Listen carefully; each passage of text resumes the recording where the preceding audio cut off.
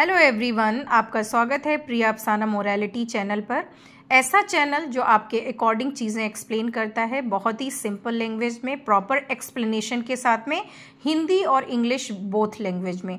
तो ये उन बच्चों के लिए बहुत इंपॉर्टेंट है जो कहीं ना कहीं कोचिंग नहीं जा पाते हैं या उनको क्वेश्चन नहीं समझ में आ पाता है।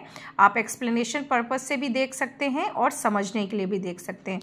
तो पार्ट 1 में हमने देखा था solution fill in the blanks का। आज हम देखेंगे नेक्स्ट क्वेश्चन नंबर 2। देखिए क्वेश्चन नंबर 2 क्या कह रहा है। State whether the following statement are true और फॉल्स। यानी कि जो यहाँ पे स्टेटमेंट दिए हुए हैं ये ट्रू हैं या फॉल्स हैं। अगर ट्रू है तो क्यों ट्रू है, फॉल्स है तो क्यों फॉल्स है, वो मैं आपको एक्सप्लेन करती हूँ। देखिए, a cylindrical magnet has only one pole.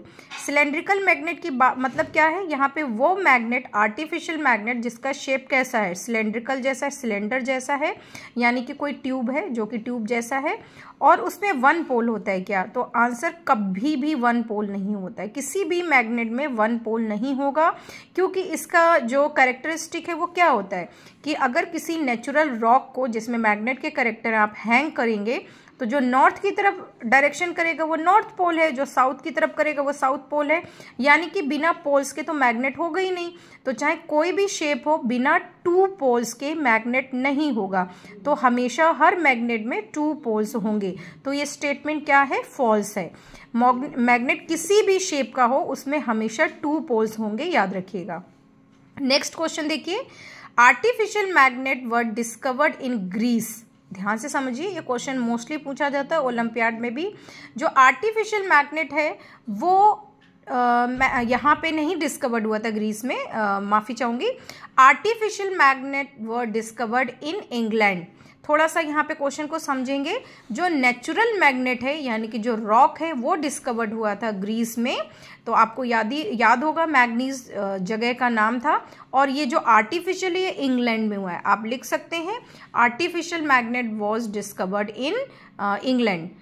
Next question number 3 क्या कह रहा है, similar poles of magnet repel each other. देखिए पहले क्वेश्चन समझिए। यहाँ पे सिमिलर पोल्स का मतलब अगर दो अलग अलग मैग्नेट आप लेके आएंगे, जैसे कि एक तरफ साउथ है और दूसरी तरफ नॉर्थ है। अगर आप साउथ की तरफ दूसरा मैग्नेट साउथ लेके आएंगे तो वो अट्रैक्ट नहीं होगा, बल्कि क्या करेगा, उसको पुश करेगा, यानी कि ये एक दूसरे को पुश करेंगे। ऐसे ही अगर आप नॉर्थ पोल और दूसरी मैग्नेट में करेंगे, नॉर्थ को साथ में लाएंगे तो भी वो भी नहीं स्टिक होंगे, यानी कि वो पुश करेंगे, एक दूसरे को धक्का देंगे। इसी धक्का देने को हम क्या बोलते हैं, रिपेल करना। यानी कि दो अलग अलग अगर आप मैग्नेट लाएंगे, अगर सेम पोल यानी कि अगर साउथ वाले एक उनको चिपकाने की कोशिश करेंगे तो वो स्टिक नहीं होंगे। इसी तरीके से नॉर्थ को स्टिक करने की कोशिश करेंगे, दे विल नॉट स्टिक। तो ये क्या कहलाता है, जब वो स्टिक नहीं होंगे, दिस इज कॉल्ड रिपेल। और ये प्रोसेस क्या कहलाता है, रिपल्शन। तो सिमिलर पोल्स यानी कि सेम पोल्स दो मैग्नेट के कभी भी स्टिक नहीं होंगे और ये रिपेल कहलाता है। तो ये आंसर क्या है, करेक्ट है, ये स्टेटमेंट करेक्ट है। नेक्स्ट क्वेश्चन देखिए, maximum iron filings. Iron filings का मतलब क्या होता है, आयरन के छोटे छोटे टुकड़े।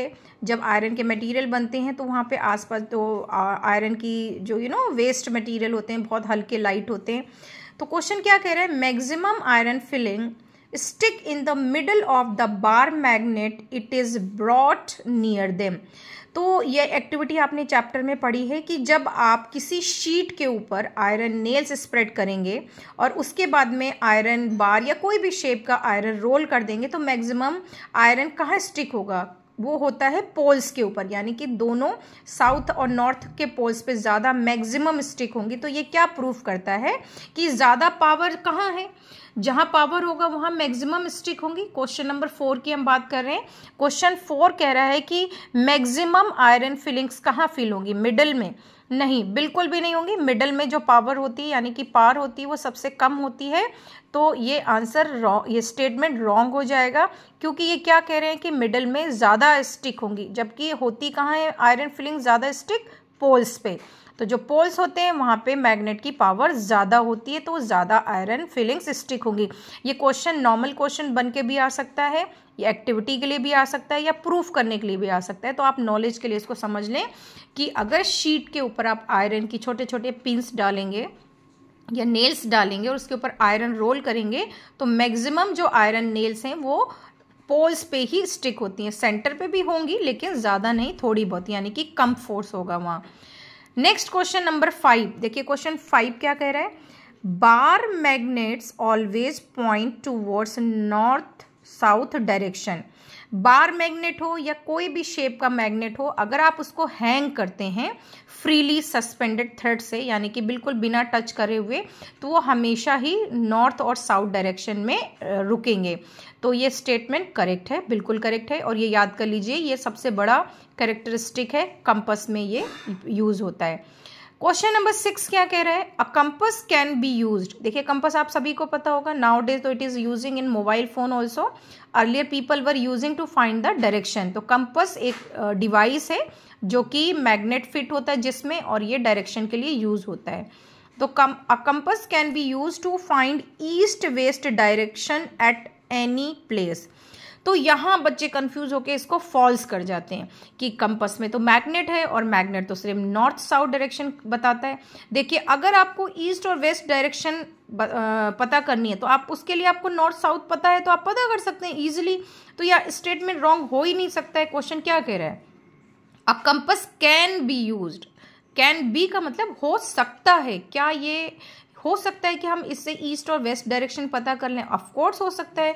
अगर आप कंपास से या पता करेंगे तो आपको नॉर्थ साउथ डायरेक्शन में तो ये मैग्नेट की निडल स्टॉप होगी। अगर मैग्नेट की निडल नॉर्थ और साउथ डायरेक्शन में स्टॉप हो रही है तो उसी के अकॉर्डिंग आप ईस्ट और वेस्ट का भी पता लगा सकते हैं। तो ये आंसर क्या हो जाएगा आपका, ट्रू हो जाएगा।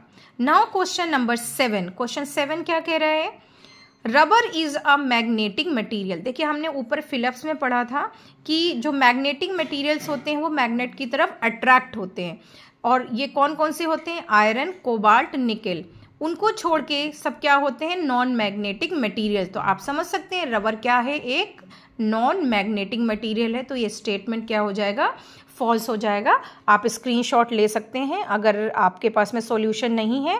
आई विश ये क्वेश्चन या ये आपको जो मैंने एक्सप्लेन किया है समझ में आया होगा। अगर समझ में आया है, सिंपल चैनल है मेरा, आप लाइक कर सकते हैं, सब्सक्राइब कर सकते हैं, कमेंट कर सकते हैं। बने रहिए नेक्स्ट क्वेश्चन आंसर के साथ में मेरे चैनल यानी कि प्रिया अफसाना मोरालिटी पे। Thank you, have a nice day.